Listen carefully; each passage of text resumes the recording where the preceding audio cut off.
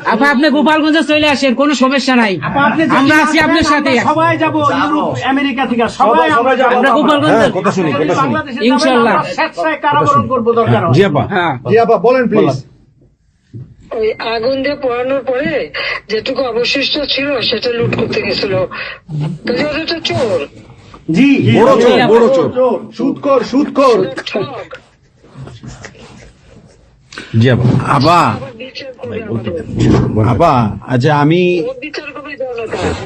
Yes yes জনতা তো করবেই, আমরা নিজেরা করবো আপা, নিজের হাতে করবো। দৃষ্টান্তমূলক ফাঁসি চাই, যেটা জনগণ দেখবে ওই ফাঁসি চাই। যার যার বাড়ি ঘর পড়াইছে করছে, আপা দেশের থেকে সব গরিব মানুষ এখন গ্রামে যাচ্ছে, খাবার পাচ্ছে না, কিচ্ছু পাচ্ছে না, খুব কষ্টে আছে সাধারণ পাবলিক, খুবই খারাপ আপা। আমরা দোয়া করি আপনি তাড়াতাড়ি আসেন। বৃহত্তর নোয়াখালীর অবস্থা অনেক খারাপ আপা। সারা বাংলাদেশের অবস্থা খারাপ বানায় রাখছে ওরা আপা, সারা বাংলাদেশটাকে একটা বদ্ধ ভূমি বানায় রাখছে, যেখানে সেখানে হত্যা, মানে এমন কোন লোক নাই যারা এখন শান্তিতে আছে। সবাই একটা কথাই বলে যে আগেই ভালো ছিল, আগে সরকারি ভালো ছিল। আমরা ভুল করেছি আপা, এই কথা সবাই বলে। সবাই অনুতপ্ত আপা। আপনি বলেন জি আপা প্লিজ প্লিজ বলেন আপা প্লিজ। প্রত্যেকটা জায়গায় তো এইভাবে। এবং এখন আবার সে ওই আর একটা পদক্ষেপ নিচ্ছে, এদিকে প্রায় 80 জন প্লাস আরো 35 জন, সেই সাথে 300 লোক, তারা জেলা উপজেলা ইউনিয়নে সার্ভে করতে পাঠাচ্ছে। সবাইকে বলে দাও ওই সার্ভে করতে কারা যায়, কাদের নাম লিখছে, সেগুলো একটু আমরা করবো। Definitely you could get it. Yeah. আমরা চাই আপা আপনি সুস্থ থাকেন, আপনি সুস্থ থাকলে বাংলাদেশ সুস্থ থাকবে, বাংলাদেশ ভালো থাকবে। আপনাকে আবার আমরা ফিরিয়ে এনে বাংলাদেশকে আবার এগিয়ে নিয়ে যাওয়ার জন্য জয়ের মালা পরাবো আবার, আবার জয় বাংলা, জয় বাংলা, জয় বঙ্গবন্ধু। জি আপা প্লিজ।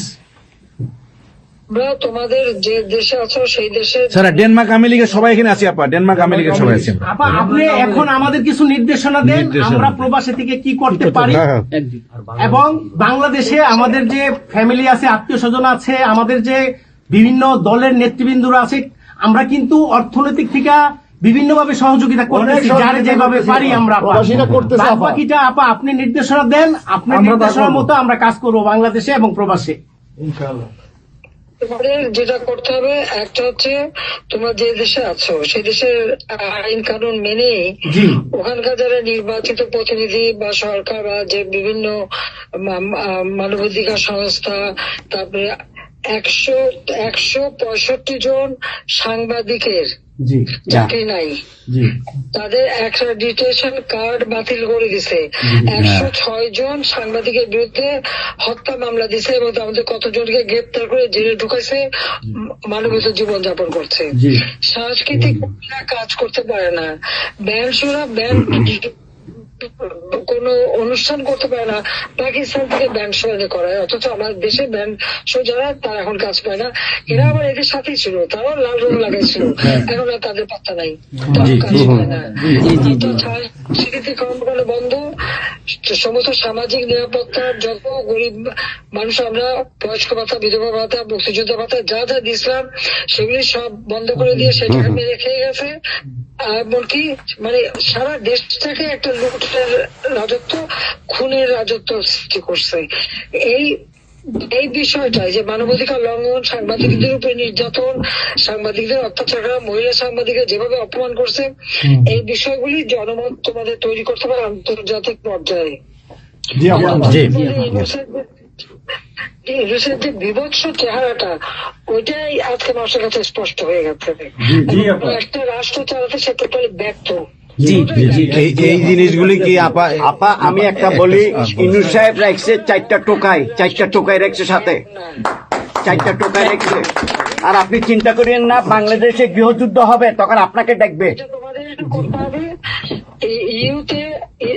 ইউরোপিয়ান ইউনিয়নে, যেখানে তোমার ওখানকার পার্লামেন্টে যেখানে আছো, সব জায়গায় এই জনমত তৈরি করতে হবে। সন্ত্রাসের রাষ্ট্রে পরিণত করছে এবং মানুষ খুন করছে, আজকে খুন করছে। আজকে তুমি জানো মতলবে আমাদের মোহাম্মদ হোসেন মায়ের বাড়িতে আগুন দিয়েছে। জি আপা, জি। খুন এইগুলি সে করে বেড়াচ্ছে এবং সমস্ত এই ইচ্ছা মতো।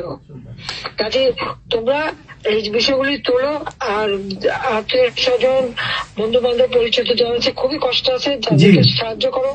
মামলা দিয়ে দিয়ে আমাদের নেতা কর্মীদের চরম হয়রানি করে যাচ্ছে।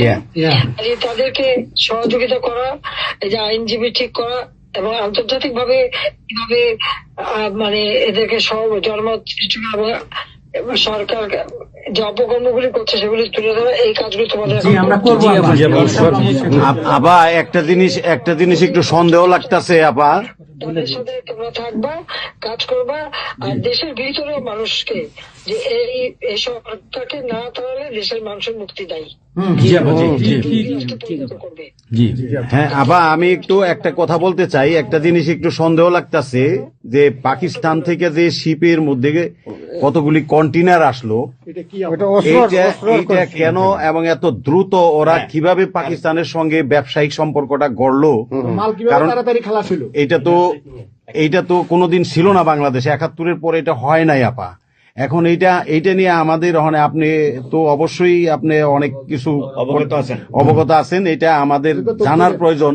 এই তথ্যটা আমাদের বের করা উচিত যে কোনো ভাবে, গোয়েন্দা বলেন, যে কোনো ভাবে আমাদের তো কিছু না কিছু আছে, এদের মাধ্যমে এই জিনিসটা আমাদের খুবই দ্রুত বের করা উচিত। এরা কি মনে করতেছে, মনে হয় সম্ভবত ভয় পাইতেছে যে আমরা হয়তো দেশে একটা অরাজকতা সৃষ্টি করুম, ওরা একটা গৃহযুদ্ধের প্রস্তুতি নিতেছে, অস্ত্র আমার কাছে সন্দেহ।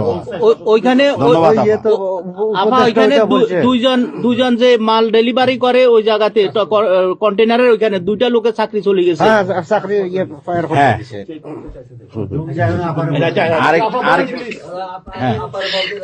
দেখতে চাইছে, স্ক্যান করতে চাইছে, দেয় নাই।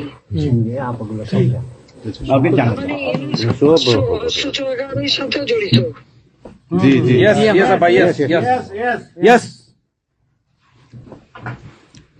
আপা এই দেশটাকে তো ওরা আবার সেই পাকিস্তানের পর্যায়ে নিয়ে গেছে, আমাদের এই দেশটাকে আবার উদ্ধার করতে হবে ইনশাল্লাহ। এজন্য আমাদের যা করতে হবে প্রবাসী এবং দেশে, আপা আমরা যারা বাহিরে আছি আপা, আমরা প্রয়োজনে দেশে গিয়ে আবার ওই মুক্তিযুদ্ধ আমরা দেখি নাই ৭১-এ, আমরা নতুন মুক্তিযুদ্ধে আমরা অংশ নিব আপা ইনশাল্লাহ। এই দেশকে আমাদের উদ্ধার করতেই হবে, এই দেশকে উদ্ধার করতেই হবে আপা আমাদের। একটা শুনি। জি আপা বলেন। আচ্ছা আপা, আমরা শেষ করবেন। আমরা ডেনমার্ক আওয়ামী লীগের পক্ষ থেকে এই জায়গায় আমরা যারা আছি, আমাদের বয়োজ্যেষ্ঠ নেতৃবৃন্দ আছে। হ্যাঁ, ডেনমার্ক আওয়ামী লীগের বয়োজ্যেষ্ঠ নেতৃবৃন্দ আমরা এখানে উপস্থিত আছি। আমরা আজকে প্রতিবাদ সভা ডেনমার্ক আওয়ামী লীগের এই ইউনূস সরকারের এই যে অগণতান্ত্রিক কাজ, এই সন্ত্রাসী ইউনূসের যে অগণতান্ত্রিক কাজ, তার বিরুদ্ধে আমরা মাফিয়ার বিরুদ্ধে আজকে প্রতিবাদ সভা হচ্ছে। সেই জায়গাতে আমাদের ডেনমার্ক আওয়ামী লীগের উপস্থিত আছে বাবু সুভাষ ঘোষ, আমাদের আপনি জেনে থাকবেন সবারই নামই, এখানে লিঙ্কন ভাই, লিঙ্কন মোল্লা, খোকন মজুমদার, আমাদের নঈম বাবু, আমাদের স্বামী দাস, আমাদের অবশ্যই মোহাম্মদ শহীদ, আমাদের মাহবুর রহমান, এখানে লিমন, তারপরে আমাদের সাব্বির, তারপরে উপস্থিত আছেন আমাদের শামীম খালাসি, বোরানুদ্দিন, আমাদের মাসুদ চৌধুরী, স্বামী দাস, হিল্লোল বড়ুয়া, লিমন, অনেক নেতা কর্মী দাদা আপা, অনেক নেতা কর্মী উপস্থিত আছে। আমরা আপনার জন্য আজকে দোয়া করব, দুহাত তুলে আপনার দীর্ঘায়িত কামনা করছি। আগামীতে আপনাকে সুস্থ থাকতে হবে, আপনার মাধ্যমেই বাংলাদেশকে আমরা ঘুরে দাঁড়াবে। যেমনি ভাবে আমরা 1981 সালে আপনি সেই বাংলাদেশের হাল ধরেছিলেন, বাংলাদেশের মানুষের গণতন্ত্র, বাংলাদেশের মানুষের মুখে হাসি ফুটায় নিয়ে আসছিলেন, আপনার মাধ্যমে আমরা ইনশাল্লাহ ওই দিনে আগামীতে ফিরে আনবো।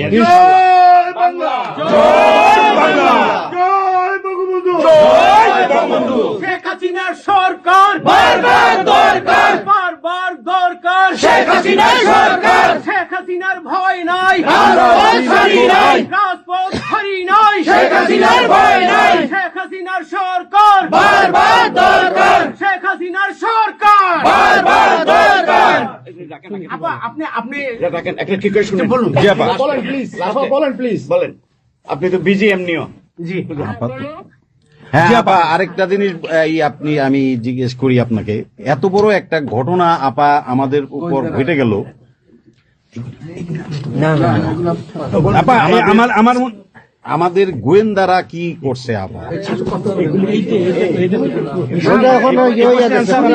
এই প্রশ্নের অ্যান্সার আবার দিয়েন না। আমাদের সাংগঠনিক অ্যান্সার যেটা হয়েছে, আমরা যেহেতু রেকর্ড করেছি এই অনুষ্ঠানটা, সেই এই পর্যন্তই থাক, আমাদের মনে বলে ভালো। এই পর্যন্ত আপনারা